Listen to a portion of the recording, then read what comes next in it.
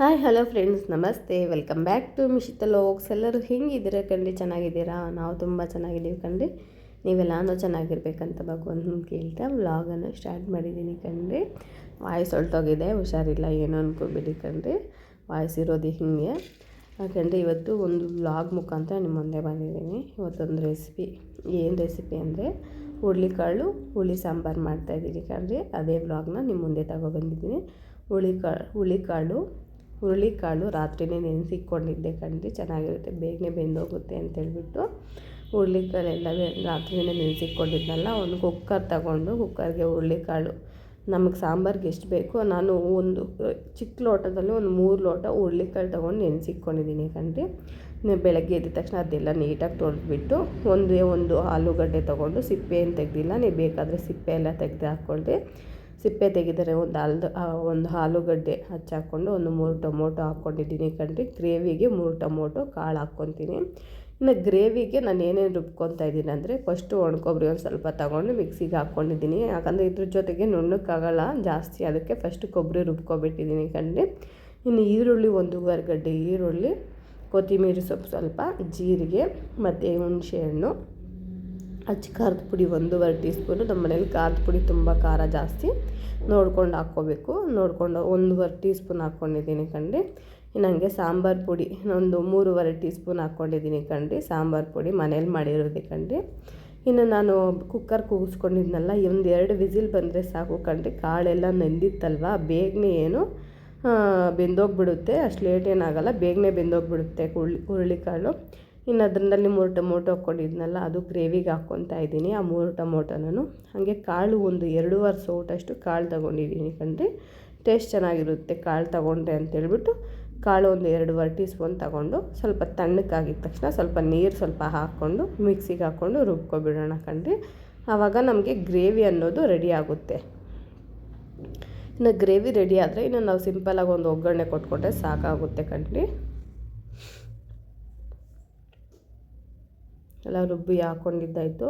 ಇನ್ನು ಸ್ಟವ್ ಹಚ್ಬಿಟ್ಟು ಪಾತ್ರೆ ಇಟ್ಕೊಳ್ತಾ ಇದ್ದೀನಿ ಕಣ್ರಿ. ಎಣ್ಣೆ ನಮಗೆ ಎಷ್ಟು ಬೇಕೋ ಅಷ್ಟು ಒಗ್ಗರಣೆ ನೋಡಿಕೊಂಡು ಎಣ್ಣೆ ಹಾಕ್ಕೊಳ್ಳೋಣ. ಎಣ್ಣೆ ಹಾಕ್ಕೊಂಡು ಸಾಸಿವೆ ಸಿಡ್ದಿದ ತಕ್ಷಣ ಈರುಳ್ಳಿ 1 ಗಡ್ಡೆ ಹಚ್ಕೊಂಡಿದ್ದೆ. ಟೊಮೊಟೊನೂ ಬೇಕಾದರೆ ಹಾಕ್ಕೋಬೋದು ಕಣ್ರಿ, ಟೇಸ್ಟ್ ಚೆನ್ನಾಗಿರುತ್ತೆ. ನಾನೇನು ಟೊಮೊಟೊ ಏನು ಒಗ್ಗರಣೆಗೆ ಹಾಕ್ಕೊಂಡಿಲ್ಲ, ಇದು ರುಬ್ಬಾಕಿದ್ನಲ್ಲ ಏನು ಹಾಕ್ಕೊಂಡಿಲ್ಲ ಕಣ್ರಿ. ಇದು ಗ್ರೇವಿಗೆ ಸ್ವಲ್ಪ ಟೊಮೊಟೊ ಕಮ್ಮಿ ಹಾಕಿದ್ರೆ ಇದಕ್ಕೆ ಸ್ವಲ್ಪ ಒಗ್ಗರಣೆಗೆ ಹಾಕ್ಕೊಂಡ್ರೆ ಟೇಸ್ಟ್ ಇನ್ನೂ ಚೆನ್ನಾಗಿರುತ್ತೆ. ನಾನು ಈರುಳ್ಳಿ ಮಾತ್ರ ಹಾಕ್ಕೊಂಡಿದ್ದೀನಿ. ಚೆನ್ನಾಗಿ ಗೋಲ್ಡನ್ ಕಲರ್ ಬಂದಿದ ತಕ್ಷಣ ಒಣಗಿರೋ ಕರಿಬೇವಿನ ಸೊಪ್ಪು ಆ್ಯಡ್ ಮಾಡ್ಕೊತಾ ಇದ್ದೀನಿ ಕಣ್ರಿ. ಇನ್ನು ನಾವೇನು ರುಬ್ಬಿಕೊಂಡಿದ್ವಲ್ಲ ಗ್ರೇವಿ, ಅದೆಲ್ಲ ಹಾಕ್ಕೊಂಡು ಎಣ್ಣೆಯಲ್ಲಿ ಸ್ವಲ್ಪ ಚೆನ್ನಾಗಿ ಫ್ರೈ ಮಾಡ್ಕೊಂಬಿಡೋಣ ಕಣ್ರಿ. ಫುಲ್ಲು ವಾಯ್ಸ್ ಎಲ್ಲ ಹೊರಟೋಗಿದೆ ಕಣ್ರಿ. ಹಬ್ಬದಿಂದ ಯಾವುದೂ ವ್ಲಾಗ್ಸೇ ಇಲ್ಲ. ರೊಟೀನ್ ವ್ಲಾಗ್ಸ್ ಮಾಡೋಣ ಅಂದ್ರೂ ಆಗ್ತಾಯಿಲ್ಲ, ಹುಷಾರಿಲ್ಲ.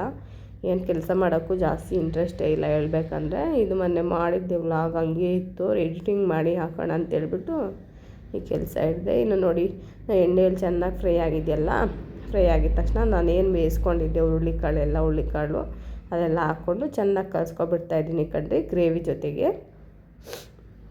ಮತ್ತು ಇನ್ನು ಉಳಿದಿರೋದು ನೀರು ಜಾರೆಲ್ಲ ನೀಟಾಗಿ ತೊಳ್ಕೊಂಡು, ಜಾರಲ್ಲಿರೋ ಗ್ರೇವಿ ಎಲ್ಲ ಬರೋ ತನಕ ನೀಟಾಗೆಲ್ಲ ಕ್ಲೀನಾಗಿ ತೊಳ್ಕೊಂಡ್ಬಿಟ್ಟು ಇದೇ ನೀರಲ್ಲೇ ಹಾಕ್ಕೊತಾ ಇದ್ದೀನಿ ಕಣ್ರಿ. ಜಾರೆಲ್ಲ ತೊಳ್ಕೊಂಡು ಆ ನೀರು ಹಾಕ್ಕೊಂಡು ಇಷ್ಟೇ ಕಣ್ರಿ ನೀರು. ಇನ್ನು ಎಕ್ಸ್ಟ್ರಾ ಏನು ಸೇರಿಸ್ತಾ ಇಲ್ಲ ನೀರು. ಇನ್ನು ಚೆನ್ನಾಗಿ ಕುದಿಬೇಕು, ಸ್ವಲ್ಪ ಗಟ್ಟಿ ಆಗೋ ತನಕ ಕುದಿಯೋದಕ್ಕೆ ಬಿಟ್ಬಿಡ್ತೀನಿ ಕಣ್ರಿ. ಇನ್ನು ನಾವು ಇದಕ್ಕೆ ರುಚಿಗೆ ಎಷ್ಟು ಬೇಕೋ ಅಷ್ಟು ಉಪ್ಪು ಹಾಕ್ಕೊಬಿಡೋಣ. ಉಪ್ಪು ಹಾಕ್ಕೊಬಿಟ್ರೆ ಇನ್ನು ಚೆನ್ನಾಗಿ ಕುದಿಯೋ ತನಕ ಬಿಟ್ಬಿಡೋ ಕಣ್ರಿ. ಸಾಂಬಾರು ಇನ್ನು ಚೆನ್ನಾಗಿ ಕುದಿ ಬರಬೇಕು ಕಣ್ರಿ. ಮುದ್ದೆಗೆ ಅನ್ನಕ್ಕೆ ಎಲ್ಲ ಸೂಪರ್ ಕಾಂಬಿನೇಷನ್ ಹೇಳ್ಬೇಕಂದ್ರೆ ಈ ಚಳಿಗೆ ಸ್ವಲ್ಪ ಖಾರ ಮಾಡ್ಕೊಂಡು ತಿಂದರೆ ಚೆನ್ನಾಗಿರುತ್ತೆ ಕಣ್ರಿ.